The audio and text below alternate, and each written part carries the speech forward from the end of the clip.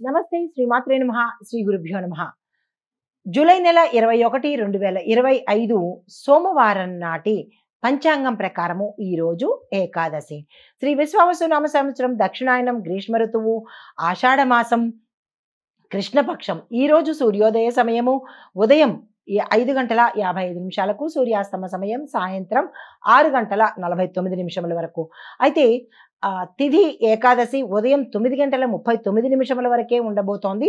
తదుపరి ద్వాదశి తిథి ప్రవేశము. నక్షత్రం రోహిణి రాత్రి 9:05 వరకు. తదుపరి మృగశిర నక్షత్ర ప్రవేశము. వర్జ్యం రాత్రి 2:19 నుంచి తెల్లవారుజామున 3:48 వరకు.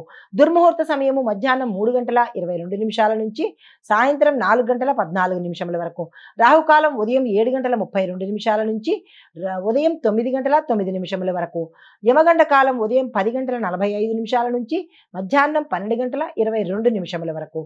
బ్రహ్మముహూర్త సమయం తెల్లవారుజామున 4:19 నుంచి తెల్లవారి 5:07 వరకు. అమృత గడియలు సాయంత్రము 6:07 నుంచి రాత్రి 7:36 వరకు. ఇది నేటి పంచాంగం. నమస్తే. తదుపరి రాశి తులారాశి. ఈ రాశిలో ఉండే వారికి విద్యార్థులకు, కళారంగంలో ఉన్న వారికి, న్యాయవాదులకు, డాక్టర్ చదివే వాళ్లకు, ఇంజనీరింగ్ చదివే వాళ్లకు చాలా మంచి ఫలితాలు వచ్చే అవకాశం కనబడుతోంది.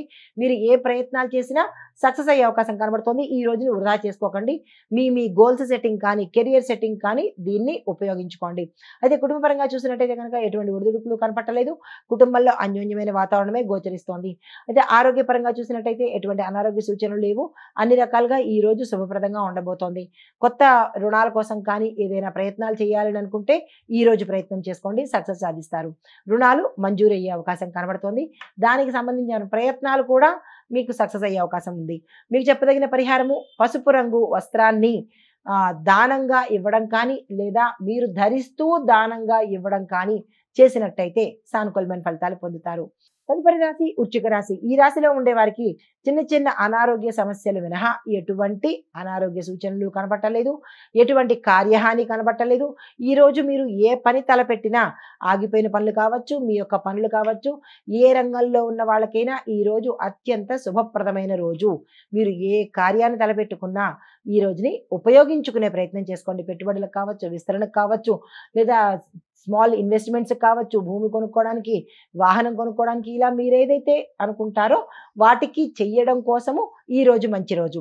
అయితే పరిహారంగా ఏదైనా ఒక ఆలయాన్ని దర్శనం చేసుకుని అక్కడ పేదవారికి ఆ సమయంలో మీకు ఏది అనిపిస్తే దాన్ని దానంగా ఇచ్చే ప్రయత్నం చేసుకోండి. నమస్తే. తదుపరి రాశి ధనస్సు రాశి. ఈ రాశిలో ఉండే వారికి ఆధ్యాత్మిక ఆలోచనలతో పాటు క్షేత్ర దర్శనం చేయడంతో పాటుగా ఏదైనా ఒక ఆలయంలో మీ పేరిట అన్నదానం కానీ లేదా వస్త్రదానం కానీ చేయించుకున్నట్టయితే శుభ ఫలితాలు పొందుతారు. ఉద్యోగస్తులకు అంత ముందుకు వెళ్ళేటట్టుగా ఉండదు. ఈరోజు డల్గానే ఉండబోతోంది. ఏ కార్యాలు అవ్వనట్టుగానే ఉంటుంది. అలా అని నిరాశ చెందకండి. కొన్ని ఆగిపోవడమో లేదంటే లేట్ అవ్వడమా అలాంటివి కనిపిస్తోంది. కొత్త ప్రయత్నాలు కానీ లేదా కొత్త ఆలోచనలు కానీ ఈ రోజు ఉద్యోగస్తులు అస్సలు చేయకండి.